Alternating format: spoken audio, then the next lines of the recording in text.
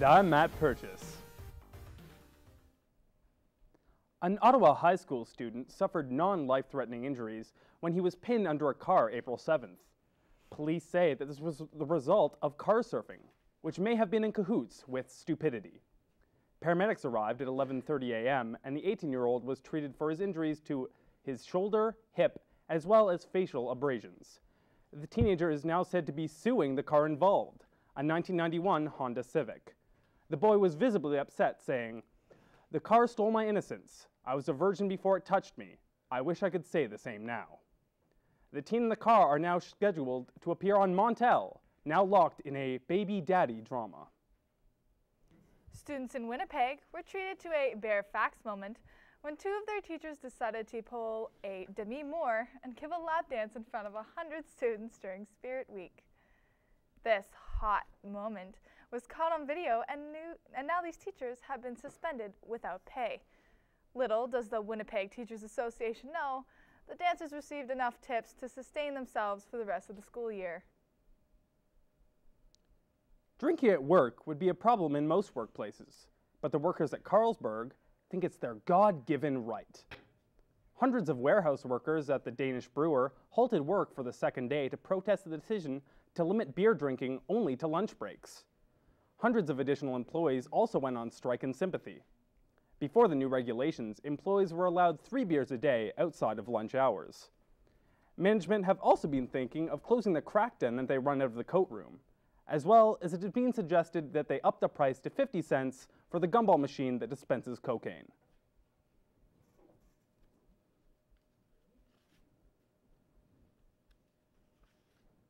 During these tough financial times, we decide to head out and ask the question that's on everyone's mind. What type of beer does the Prime Minister drink? Jocelyn Sutherland has more. CBC News recently did a poll asking Canadians which party leader they would like to have a beer with. Jack Layton won. I decided to ask customers at the beer store their thoughts. Would you have a beer with one of the leaders like Jack Layton or Stephen Harper? Sure, I would, yeah. I don't see why not. Yeah. I would have a beer with almost anyone. If he's buying. Would you rather have a beer with an MP instead? Not with my MP. No? If you're with the government, you're buying, yeah, I'll have one. What kind of beer do you think the Prime Minister and the other leaders would drink? Anything that's free. Canadian. I'd say it's a Blue Boy. No. Blue? Steelback. Probably the cheapest. I guess something domestic, but I don't know. Most people drink something domestic. Coors Light, Blue. If you can have a talk and a couple of beers with one of the party leaders, how do you think the conversation would go? I would direct the conversation. It'd be about hockey. Yeah. I'd like to find out more because I don't really know his what he's going to do if he got in power. I don't really know. Transit. Transit? We've asked that important question, so now we know. This is Jocelyn Sutherland for Algonquin News. I'm going to go get a beer. Are you young people interested in politics these days? Well, according to Michael Ignatieff, the Liberal Party leader, the average young'un has a simpleton mind and is not interested in what you men in suits have to say. I quote, "In truth, politicians don't know how to keep young people interested anymore."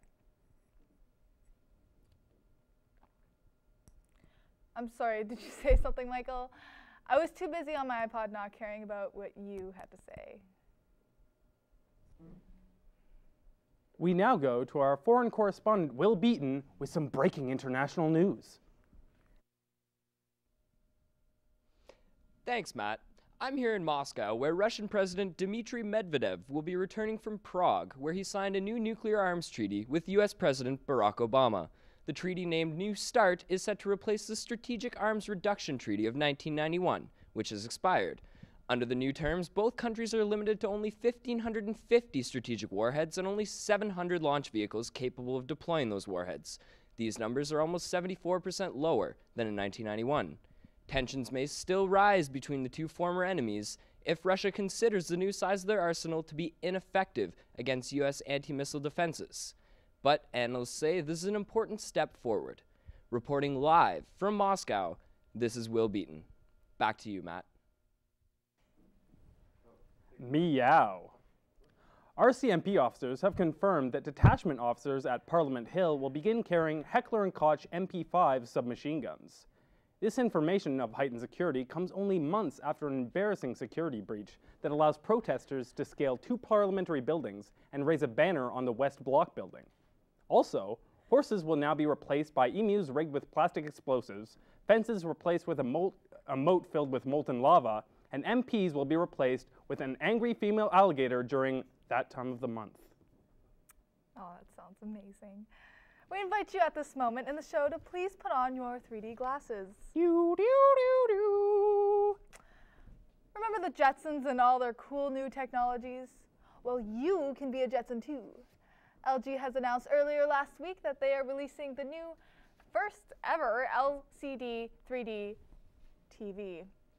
Except if I remember right, the Jetsons didn't have 3D TV, so you'd be ahead of them anyways. How's the 3D coming along, guys? Yeah. There's been a recent breakout from people suffering from IBS in the Ottawa area.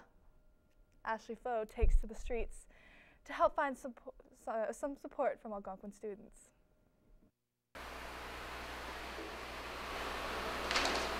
IBS.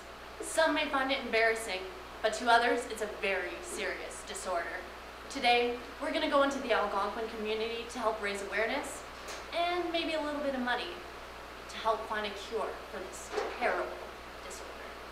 The primary symptoms of IBS are abdominal pain or discomfort in association with frequent diarrhea or constipation, a change in bowel habits. Although there is no cure for IBS, there are treatments that attempt to relieve symptoms, including dietary adjustments, medication, and psychological interventions. Would you be willing to donate to the IBS Foundation? I'd have to get a job before I could donate anything to anybody. That's very insensitive of you. And you don't have any sympathy for people suffering. No. That's too bad. Thanks for your opinion, though. I really appreciate it. Assholes. Absolutely. I mean, bottom line here is that if it affects one person, it could affect somebody in my family, right? So it makes perfect sense to be able to give out to people in need. I actually don't have anything on me right now, so Oh my God, look at all this equipment here. You could give me a few things. Although some may not find irritable bowel syndrome to be a serious enough donation to give to, today we have found many people who have a good heart and who are willing to give a few bucks over for this serious disease. I'm Ashley Fode for Algonquin News. Take note, Matt. People of Ottawa, please be reminded that Alexandra Bridge is still under construction until October. The bridge has been reduced to a single lane of traffic.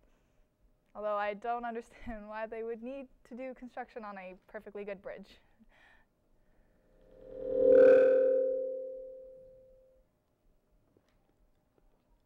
Matt?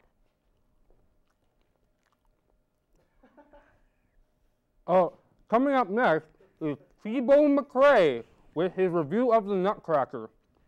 I'm just kidding, he's doing sports.